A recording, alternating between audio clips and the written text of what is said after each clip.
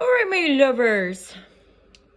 Let's get some better lighting in there for MJ so she can tolerate herself. Okie dokie. I am Molly Jane. MJ, I'm MJ, you guys. I was speaking to somebody recently, and some of you guys know me as Willow. Yes, that was like a spiritual name that came to me back in 2015. Wowzers. I'm considering redoing this video. I'm annoying myself supremely.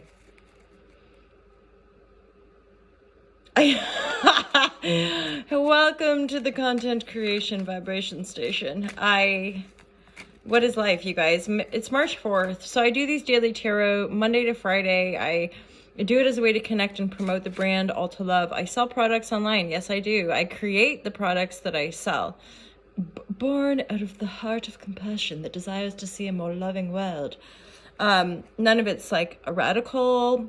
I don't believe that it's like the only way or any kind of fundamentalist like regime or world religion. I'm just a random human in the world that observed pain and like not wanting the pain to be there was like, I know, why don't I try to live more like this? As in, be the change you want to see, right? That's what the name of the courses are. Be the change. It's a Hala Shazam. It's, God, increasingly, I just find the noise and the talking. I do it. I'm sure you do it. We all do it. Not everybody, probably. There's some great listeners and people that spend a lot of time in reflection and quietude. I do that too. I just find this ability to be with ourselves and be more quiet and more discerning. Essentially just shut up. But not in a like, shut up, you're awful, do what you're told, you're a stupid, lowly human. More like, shh, to find your spark. You know, to find your divine spark. Like, why are you here? It's okay if you're here just to like smoke weed and drink coffee and hang out with your friends. It's okay if you're here to radically change the world. Like, you know, Martin Luther King or all those wonderful, cool, radical, amazing, revolutionary people who brought more justice and fairness and balance and equity into the world, you know, like that is beautiful.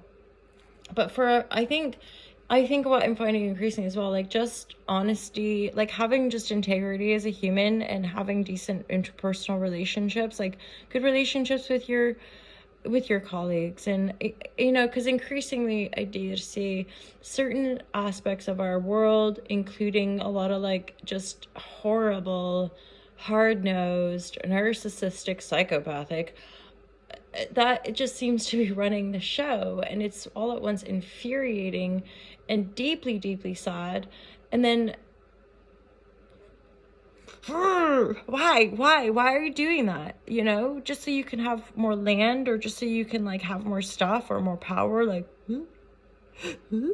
like, you know, I think at some point in our human evolution, that's what it's like. It's just nauseating and sickly. And, you know, more and more humans, I think, are waking up to the fact that those people out there, me included, like those people out there on the screen, they're not coming to help you.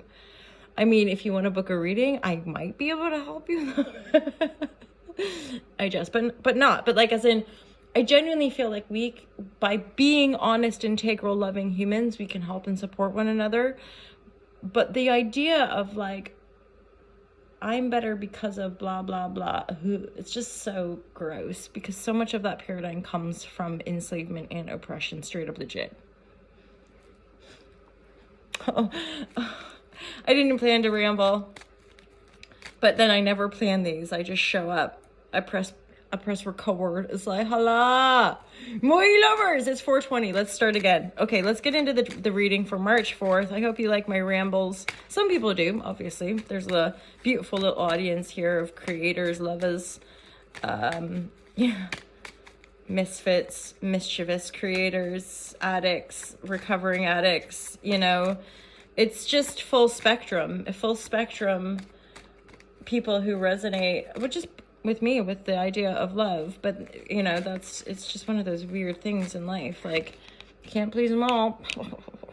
We all got to get over all that people pleasing. And again, people pleasing is like interwoven in this weird hierarchical class system too. Like everybody's trying to please each other and be polite, when really the elephant in the room is that there's some deep ancestral shit that is not polite, that increasingly, let's just be nice, let's just be polite, let's just be, huh? Because it's not. You know, there's nothing polite about enslavement and the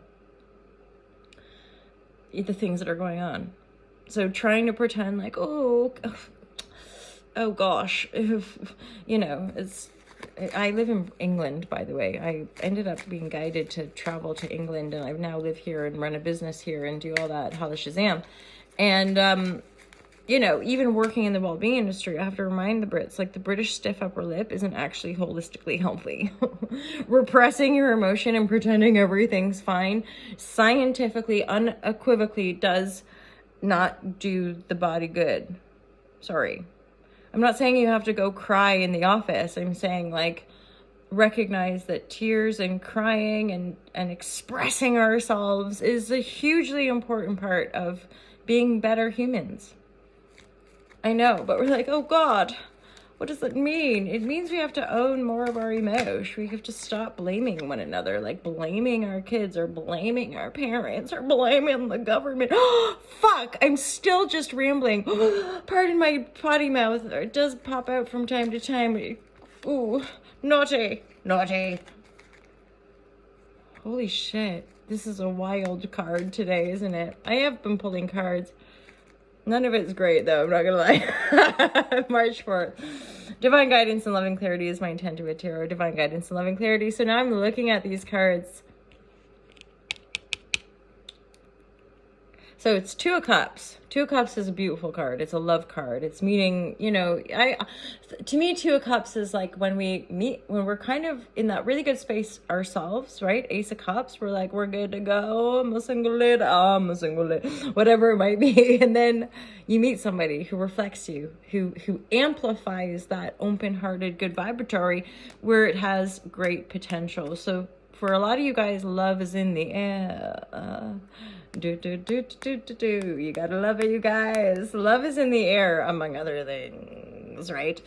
So let's be discerning. But the central energy this is not the central energy. This is in the vortex somewhere where you're like, God, wouldn't it be great? What's going on is I get a sense potentially is that you're having a message, you're getting messages back and forth with a fire sign. The fire sign is the dominant sign here. So you're definitely dealing with a fire sign, or you're a fire sign.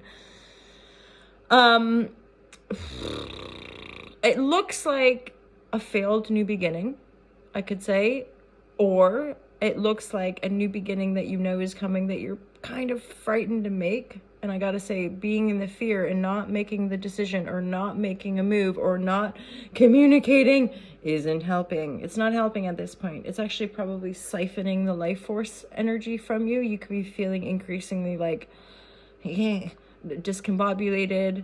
Wait. You could be discombobulated.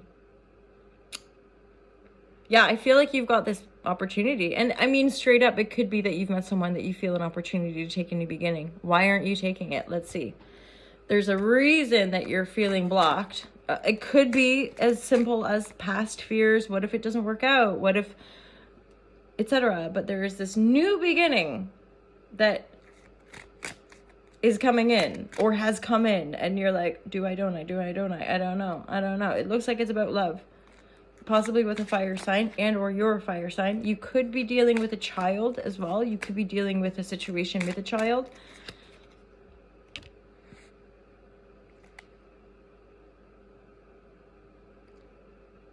So for some of you, this opportunity and your ability to be, your ability to have the courage to move in that direction has to do with feeling good about who you are, feeling worthy, feeling lucky. Feeling like you got this, feeling like, okay, things didn't work out in the past, that's okay, whoop, and then moving forward. Like me, it's one of those, I had a human design reading with someone named James Hawes. Reach out if you want his link. It's really good stuff. And the human design reflected aspects of my nature that I was already kind of coming to intuitively, but it was really good to have that reading where they're like, yeah, you work like this, and this is, and so often is the case that we do have to work through these things that didn't work out in the past because we weren't in alignment with our nature to begin with. So ways of operating, like for example, in the recent years, I've just not had the will to do certain things that used to be like just the way I got shit done. And in fact, after the human design reading, he's like, no, it's appropriate. Like you will go through lots of changes, and it is right for you to feel satisfied in as far as like what you love to do, and then what is natural, and then the invitation. So, and it's bloody accurate. My entire life, things that I forced willfully and tried really hard at would end up burning me out. And then versus things that were just like naturally talent that felt effortless, that those were like the gate, like yoga career, the pathways just open like effortlessly. So it's like that, those are those sort of things where it's like, they come in this direction, please, right? So you guys have probably been thinking and brewing about love for quite a while. For some of you, you're going to meet this person through a friendship circle. And I think you're really wanting to overcome the grief, the pain, the loss of the past. So I do get a sense it's either fear or, a lack of courage based in the fear of like, things not working out in the past. Like I took that new beginning, it didn't work out, or things didn't go to plan.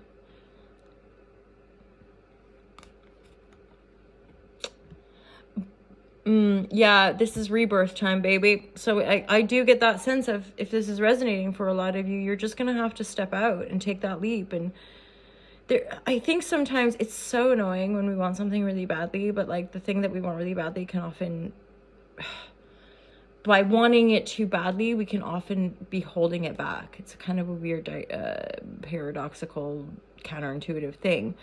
But it's here for you.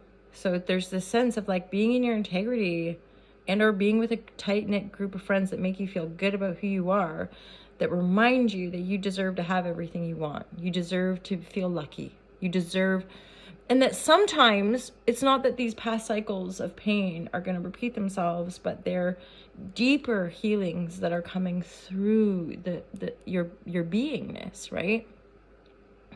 That we can heal and let go of traumas from our past and from God knows what dimension, right? I love our human beingness, and how I sometimes find we need to make everything really grandiose because there's such a depth of a kind of fear of our non-existence. So that primordial feel really does drive this kind of perpetual sense of like, do I exist? Sort of egoic function, right? Anyway, shall we have a little chat on YouTube? Maybe, baby. I'm in such a weird mood today. Good morning! March 4th. It's March. Days are getting longer. Spring is nigh. Spring is in the air. And I'm just going to endeavor to keep loving myself amongst all of the chaos as well. And just the weirdness. I don't know much.